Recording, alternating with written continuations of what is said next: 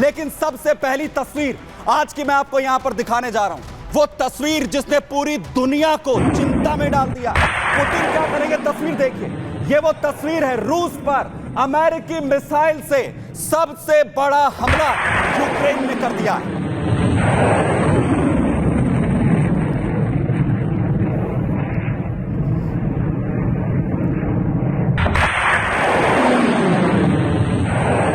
ATACMS missile, अमेरिकी missile, NATO के जो देश हैं उनके हथियार जो रूस पर छोड़े गए, यूक्रेन ने छोड़े हैं। लॉन्ग रेंज के हथियारों की इजाजत अमेरिका ने, बाइडेन ने यहां पर दी और उसके बाद यह पहला हमला यूक्रेन का रूस पर।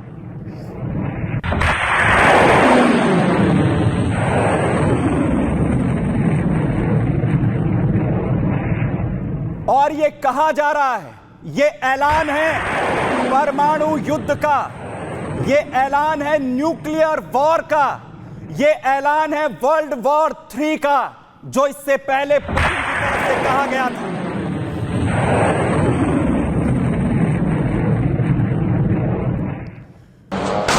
वहीं दूसरी तरफ न सिर्फ मिसाइलें, 45 ड्रोन से बड़े हमले अलग अलग जगहों पर सुसाइडल ड्रोन्स रूस पर बरसते हुए नजर आए।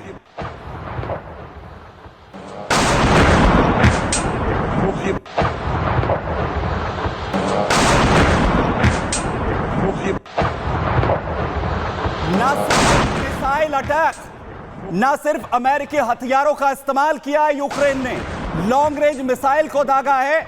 अलग अलग जगहों पर 45 ड्रोन के जरिए भी हमला यहां पर किया गया है। यानी अब जेलेंस्की पूरी तरह यह कह रहे हैं कि हथियारों की कोई कमी नहीं होगी, रूस अब भुगतेगा। क्या कह रहे हैं जेलेंस्की, जरा सुनिए। यूक्रेन के पास लंबी दूरी की क्षमताएं हैं, यूक्रेन के पास खुद के बनाए हुए लंबी दूरी के ड्रोन हैं, हमारे पास लंबे नेपच्यून हैं, अब हमारे पास ATACMS है और हम अब उन सभी का इस्तेमाल करेंगे। वो हमला जिसने पूरी दुनिया को दहला दिया, चिंता में डाल दिया कि क्या अब पुतिन न्यूक्लियर वॉर यहां पर करने वाले हैं। कैसे हुआ है यह हमला, पहले मैं आपको यह बता रहा हूं, जरा देखिए।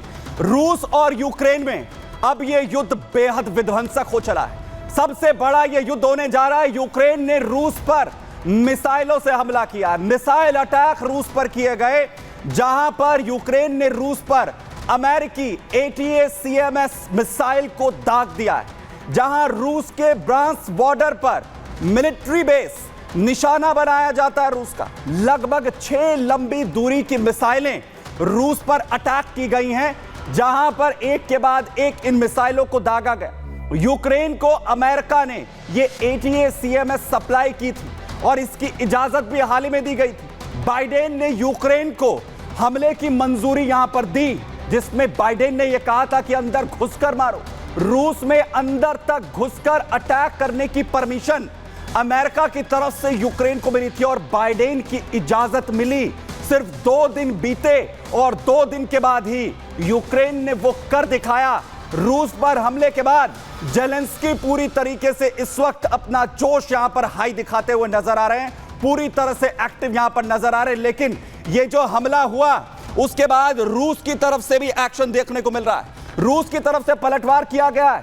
रूस ने कह रहा है कि संधि के पेपर, जो यहां पर परमाणु के जो डॉक्ट्रिन है, उनका पेपर अमेरिका ने पढ़ लिए होंगे। रूस ने बदलाव कर दिया है। क्या न्यूक्लियर से जो है वो रूस कर सकता है, सुनिए क्या कुछ कहा जा रहा है रूस की तरफ से। रूस से ब्रांस्क इलाके में ATACMS का इस्तेमाल इस बात का संकेत है कि अमेरिका तनाव बढ़ाना चाहता है। मुझे उम्मीद है कि रूस के नए परमाणु सिद्धांत का पश्चिम अच्छे से अध्ययन कर रहा है। और वहीं इसी बीच आपको बड़ी अपडेट बता रहा हूं, जहां पर राजधानी कीव से बड़ी अपडेट आ रही है। अमेरिकी दूतावास को बंद किया गया। बड़ी अपडेट आ रही है राजधानी कीव से, अमेरिकी दूतावास को बंद करने की जानकारी यहां पर सामने आ रही है। संभावित हमले के चलते जो इनपुट्स मिले थे उसके बाद दूतावास को बंद किया गया है। यूएस दूतावास, जहां कर्मियों को सुरक्षित जगहों पर शिफ्ट भी किया गया है। यूक्रेन में अपने नागरिकों से अमेरिका की अपील नागरिक सुरक्षित ठिकानों का इंतजाम करें, यूक्रेन सरकार के आपातकालीन निर्देशों का पालन भी यहां पर करें। आपको बताएं कि ATACMS मिसाइल हमले के बाद रूस का जो रुख है वो बेहद आक्रामक यहां पर नजर आ रहा है, जिसे लेकर जो है फैसला यहां पर अमेरिकी सरकार की तरफ से अपने नागरिकों की सुरक्षा को लेकर भी यहां पर दिया जा रहा है। लेकिन जिस ATACMS मिसाइल का, जिन अमेरिकी मिसाइलों का जिक्र यहां पर किया जा रहा है, आखिर ये कितनी खतरनाक है आपको यहां पर बताता हूं। सतह से सतह पर मार करने वाली बैलिस्टिक मिसाइलें जो रूस पर दागी गई है, 305 किलोमीटर तक लॉन्ग रेंज अपने टारगेट को पूरी तरह से यह खत्म करने में सक्षम है। 3704 किलोमीटर प्रति घंटे की स्पीड से हमला करने में ये क्षमता रखती हैं। 180 किलोग्राम का जो वॉरहेड है अपने साथ ले जाने में ये कामयाब होती हैं। लंबाई 12 फीट और विंग स्पैन 55 फीट के हैं।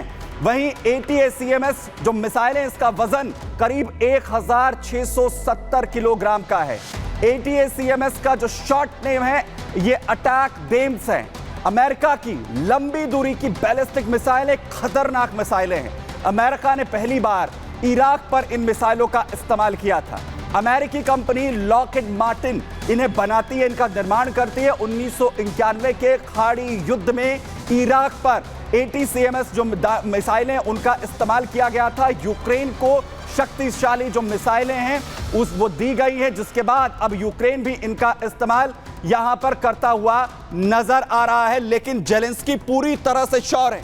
एक तरफ वो ये कहते हुए नजर आ रहे हैं कि हथियारों की कमी नहीं होगी, वहीं दूसरी तरफ वो ये कह रहे हैं कि ये तो होना ही था, पुतिन हमें मिटाने पर लगे हुए थे, अब जवाब तो मिलेगा ही। जरा देखिए। रूसी राष्ट्रपति व्लादिमीर पुतिन कोई शांति नहीं चाहते। उनका लक्ष्य हमें नष्ट करना है। पुतिन का लक्ष्य दुनिया में अराजकता पैदा करने के लिए जब तक संभव हो युद्ध जारी रखना है। मुझे लगता है कि 1000 दिन ये समझने के लिए काफी हैं कि पुतिन कोई शांति नहीं चाहते। वो न केवल यूक्रेन को बल्कि नाटो के कुछ अन्य देशों को खत्म करना चाहते हैं।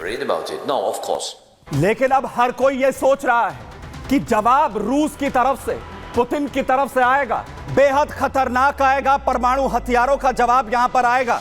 कौन से हथियार होंगे आपको बताता हूं जो पुतिन अब इस्तेमाल कर सकते हैं। RS-24 यार्स खतरनाक परमाणु हथियारों में शुमार है रूस के।